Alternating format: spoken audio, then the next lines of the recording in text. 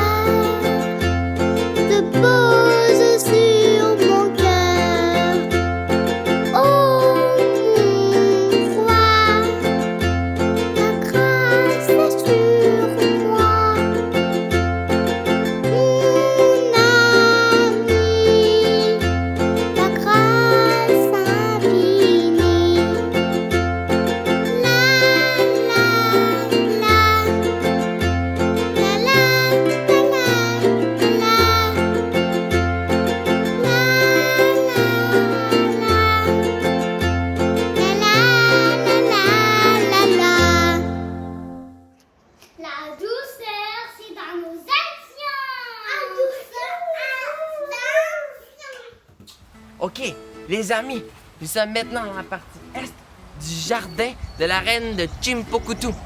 Oui, pour la première partie, la partie qui est d'être doux dans ses actions. Alors, suivez-moi. Allez. Oh, regardez, les roses. Ça sent bon. C'est doux. C'est si fragile. Vous savez, en fait, ça me rappelle une histoire. Ça me rappelle mon frère qui a eu une petite fille qui s'appelle Lily Rose. Oui, elle est toute mignonne et gentille. Elle a des tout petits rikiki doigts et des tout petits rikiki orteils. J'ai eu la chance une fois de la prendre dans mes bras. Mais il fallait que je sois très doux parce qu'elle est très fragile, très précieuse pour moi. Donc il fallait que je tienne sa tête parce que son cou n'est pas assez fort pour tenir sa tête encore à cet âge-là. Il fallait que je tienne sa tête. Vous voyez? En fait, ça démontre que comment tu agis envers quelqu'un ou quelque chose va montrer comment cette personne ou cette chose est importante pour toi. Donc, suivez-moi, on va continuer. OK, et puis vous savez, c'est aussi dans nos actions. Allez, suivez-moi, approchez-vous. C'est aussi dans nos actions que c'est important, OK? quand on est à l'école, c'est pas juste avec les petits bébés qu'il faut être doux, c'est aussi avec tout le monde, que ce soit en ouvrant la porte à quelqu'un, vous voyez, ou à votre ami. Je suis où? Je suis où? Je suis où? Je suis là! Alors, Bulbul, juste pour vraiment bien comprendre, là, avoir le fruit de l'esprit, de la douceur en nous, c'est pas juste avec les petits bébés, c'est vraiment avec tout le monde autour de nous, comme nos parents, nos amis, nos chats, nos chiens. C'est vraiment être doux envers tout le monde dans nos actions. C'est tellement important. Quand on est rempli de la douceur envers les autres, on est encore plus aimable. Et les amis, est-ce que vous êtes prêts à bouger? Danse avec nous!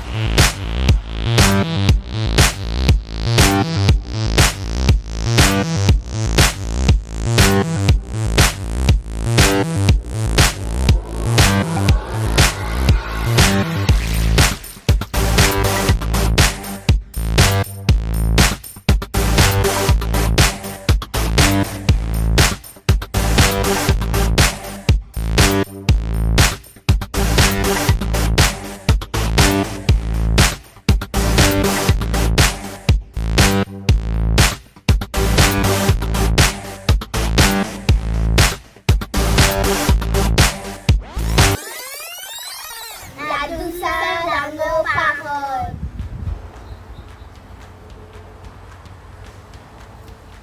Oh, salut les amis! Vous avez pas vu, j'étais en train de m'entraîner dans le jardin. En fait, j'ai dans la partie ouest du jardin de la reine Chimpukutu. Hein? Alors, suivez-moi. Nous sommes maintenant dans la partie où est-ce qu'on va parler, en fait, de parler avec douceur. Oui. Et puis, je vais vous donner un petit exemple avec Lily Rose, tantôt que je parlais, ma petite nièce. Eh bien, quand je l'avais dans mes bras, il fallait que je fasse très attention de parler avec douceur. Il fallait pas que je parle trop fort, parce que sinon j'aurais pu la réveiller ou la faire pleurer, hein. Je vais vous faire lire un petit verset, d'accord? Ça s'appelle, c'est dans Proverbe 15:1. C'est moi qui le lis. Dans mon jardin en plus. Ok. Proverbe 15:1. Ça dit: une réponse douce calme la fureur, mais une parole dure excite la colère. D'accord, maintenant qu'on a écouté le verset, je vais vous donner un autre exemple de la vie de tous les jours, d'accord? Exemple que votre ami aurait un chute de sel sur la dent droite, ici, là, ok? Pendant que vous êtes en train de manger à l'heure du dîner, avec tous vos amis alentour. Mais au lieu de juste le crier très fort, t'as un chute de Bruxelles sur ta dent droite! Puis tout le monde l'entend, ben, parce que c'est un peu humiliant, tu pourrais dire: hey, viens ici, t'as un chute de Bruxelles ici à la dent droite. Voyez? Comme ça, ben, ça sera pas humiliant pour lui. Vous voyez, c'est ça, parler avec douceur. En fait, c'est faire attention. Ça montre vraiment à la personne que vous l'aimez, que vous voulez prendre soin de elle, en fait, qu'elle compte beaucoup pour vous. Hey, Bulbul, moi j'ai un autre exemple. Admettons que Monsieur Lérisson m'a vraiment fait de la peine et je suis remplie de colère envers lui. Et là, je lui dis: hey, Monsieur Lérisson, tu m'as vraiment fait de la peine, c'est pas gentil. Oh, Monsieur Noisette, ça me fait de la peine comment tu m'as parlé. Tu m'as parlé vraiment brusquement.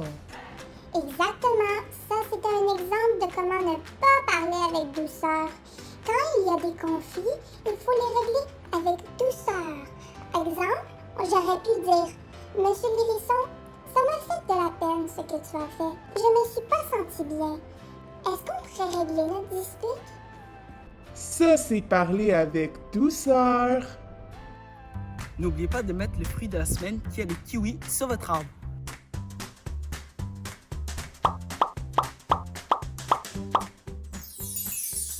Jésus est notre exemple de douceur.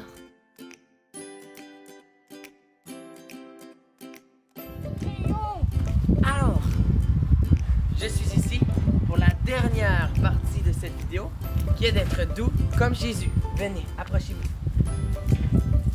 Alors, nous sommes maintenant dans la partie sud du jardin de la reine, d'accord? Et puis, je vais arrêter de prononcer son nom parce qu'il est dur à prononcer.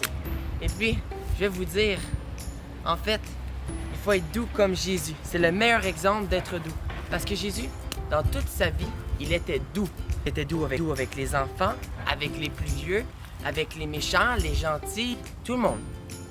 Puis, je vais vous donner un exemple, d'accord? Par exemple, dans Jean 18, 22 à 23, c'est quand Jésus allait pour être crucifié. Il était devant le jugement, puis il y a un Romain. Alors qu'il a parlé, le Romain lui a donné, il l'a frappé dans le visage. Il lui demande, Jésus n'est pas en colère après le soldat. Il lui demande, pourquoi me frappes-tu? Vous voyez, il a répondu avec douceur, malgré que le soldat était violent avec lui au point de le frapper dans la figure. Oh, Bol, moi aussi j'ai un exemple. C'est comme quand les parents amenaient leurs enfants à Jésus et les disciples repoussaient les enfants. Et Jésus a eu une parole de douceur et a dit, laissez les petits enfants et ne les empêchez pas de venir à moi, car le royaume des cieux est pour ceux qui leur ressemblent. Jésus est vraiment notre exemple parfait de douceur. Donc vous imaginez-vous, vous avez maintenant, et moi d'ailleurs, aucune excuse si quelqu'un vous fait du mal ou vous dit quelque chose que vous n'aimez pas, de ne pas être doux. Il faut toujours être doux dans tous les cas parce que ça plaît à Dieu. Et c'est comme ça qu'on peut devenir comme Jésus.